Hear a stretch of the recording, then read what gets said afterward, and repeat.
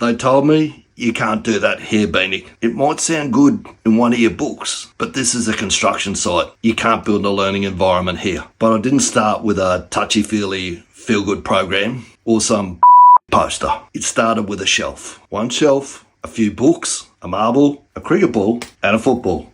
That's how you build a learning environment. Not with noise, but with signals. Signals that say, we improve here and we think here. We actually give a about getting better together. Human beings don't just need motivation. They need a purpose, autonomy, and a shot at mastery. When you build that into your environment, your team will grow and they will improve. And what happens next is they start to own the change with you. You want to build your culture? Start with a shelf. All right, your risk register on your project. If someone did actually update it last month, the report probably says it's all green, it's all good. But you've got a feeling, as you do, something's off. That gap is what ORCA mitigates on a daily basis. Now, we've been speaking to the war room all week. Let's put that over here so you can see that quote. Because average is over. I've had a lot of pushback over the years when I do stuff like put posters up on the wall.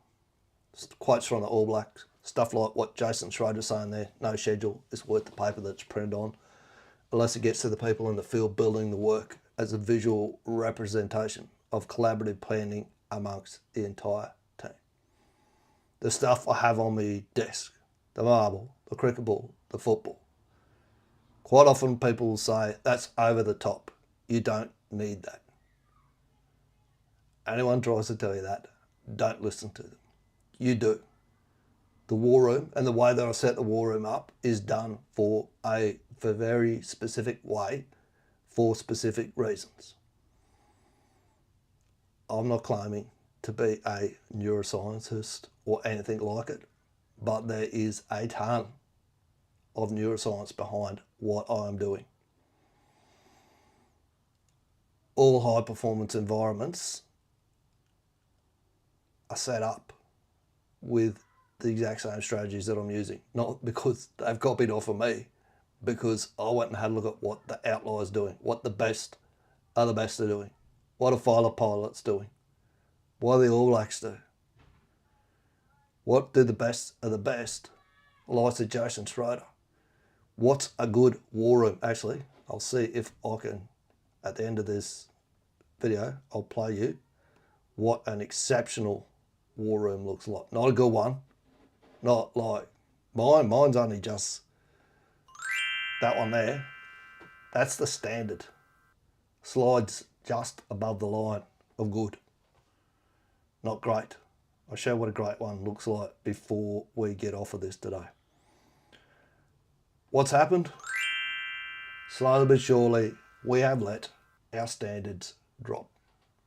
It's well documented that standards have dropped across the board. Like what we accept as a high standard is not what it used to be. Why that's happened, there's 1,000 different arguments, but I think what it really comes down to is we've moved generationally into more about me than community. And when it becomes more about you as humans, we tend towards complacency, indifference, and apathy. Oh, this is good enough. This is okay, because the leader and the organization hasn't held people to a standard. High performing organizations do. You look at the likes of Ray Dalio, he has a turnover in the organization of 30% because that 30% just don't want to operate in the standard that he set at Bridgewater Associates. The rest do. You're looking at a 70% engaged team there rather than 23%. The people who enjoy standards and the standards are the other way around. If you look at the averages across industries, and this is worldwide, you got about 23% engaged and 70% are either disengaged or actively disengaged. So by keeping the standard high, he's flushing out that disengaged part.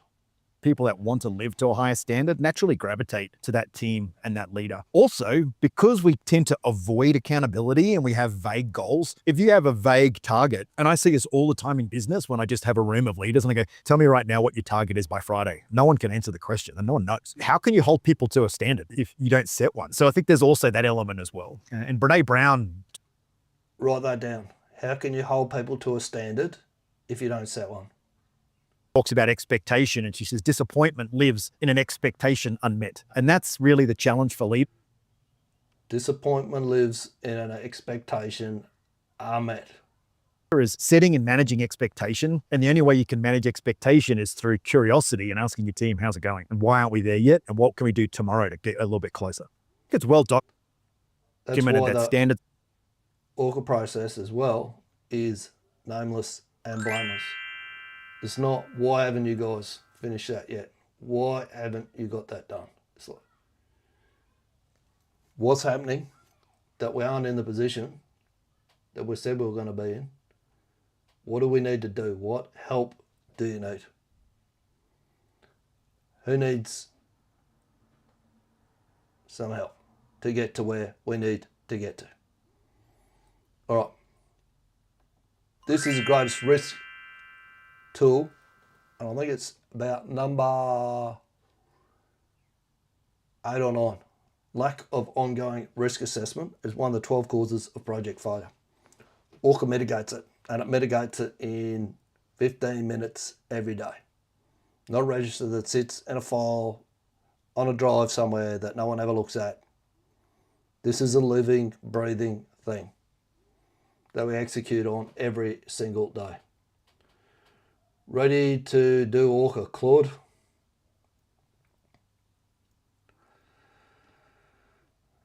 See if you can read that. And it's such a simple process, but it's going to take you some reps to get good at it. Home, which is exactly what I've done, whatever we're up to now. I know it must be about 158 or something like that. Have you done run an ORCA with your team yet? Let us know. Comments below. Hot dog, yes, you've done it. Not a hot dog, no, you haven't. Welcome back to ORCA Live, April 30, 2026, 14.4 minutes. How did he know it was April 30? 1% of your day, audience live debrief. What was your objective today?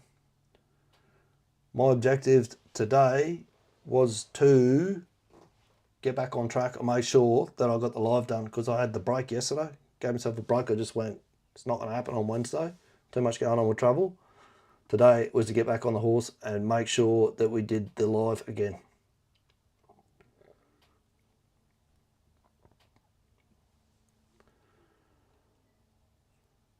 Got to have a clear objective. Everyone knows where you're heading to, so they can prioritise their work based on what's got to happen that week. Good objective. Back on the horse, run ORCA live today. Is it happening right now? Anything else you set out to do beyond the live? Yes, it is happening right now.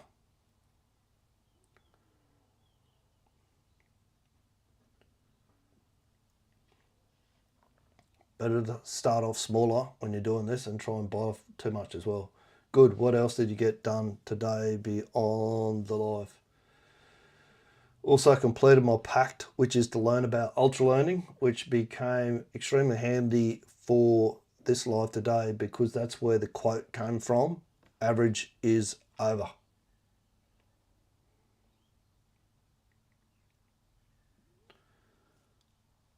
Learning every day for me is not a nice to have. Having books on my desk that I'm reading at my desk every single day is not a nice to have.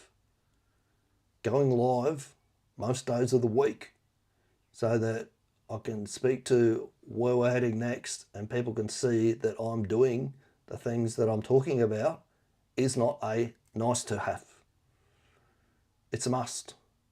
Not doing them is average. Average is over. Good. 2 things landed today. Live back on, and a pact completed on ultra learning, which fed directly into today's content. Is there a gap anywhere, or are we debriefing the win? The gap at the moment still is, I haven't quite nailed the delivery of my content yet. So what I'm doing at the moment is I pull the transcripts at the end of every week, and I have a Claude agent that goes and looks. He has a set criteria and a personality that he inherits when he goes to do that. He pretends that he's Taki Moore, and he critically ranks my content to see whether what Taki says it's dangerous enough, as in speaking to the audience very, very clearly in a tone that they want to hear.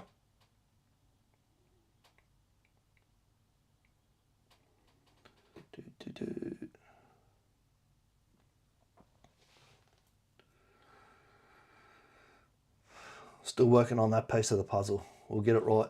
Good. So the gap is content delivery. You build a feedback loop using Claude as a critical reviewer, but the delivery isn't where you want it yet. Why isn't it landing at the level that you want? According to feedback, there was a couple of things I had to do. One was get my intro about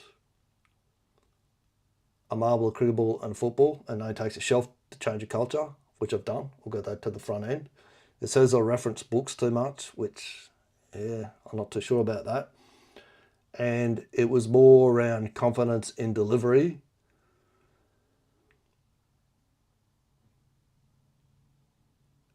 And telling a story that resonates with the people watching it.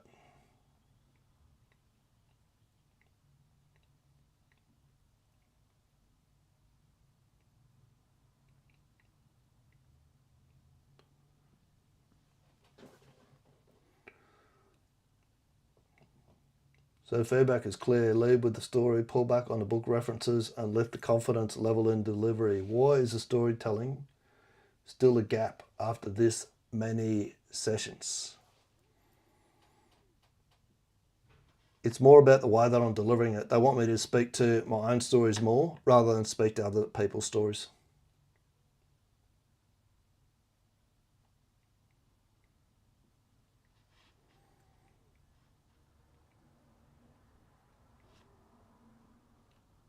There's a gap long on other people's stories and book references instead of leading with personal field experiences. The audience wants brand new stories, not borrowed ones. That sits in execution, specifically interpretation.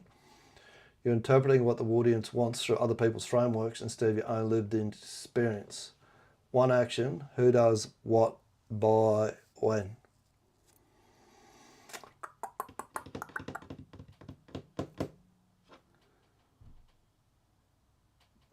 Bainey needs to do a session with Claude based on a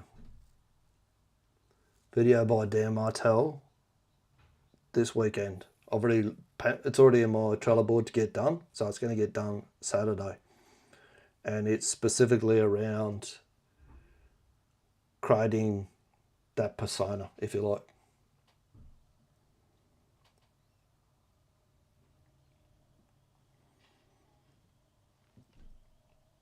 Benny runs a session with Claude based on Dan Martell's video to build the storyteller persona, done by Saturday. What's the action? What's the objective for tomorrow?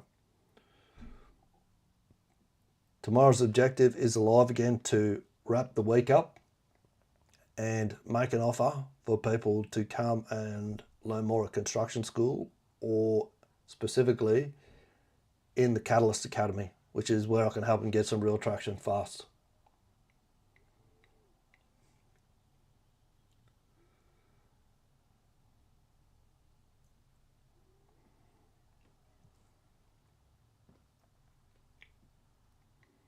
Objective for tomorrow, run the live, wrap the week and make the clear offer for construction school and Catalyst Academy. 29 days back on the horse, pack completed and the feedback loop is working. Claude has a critical reviewer surfacing exactly what needs to change. Lead with your own stories, that's the action. Tomorrow you wrap the week and make the offer. See you then.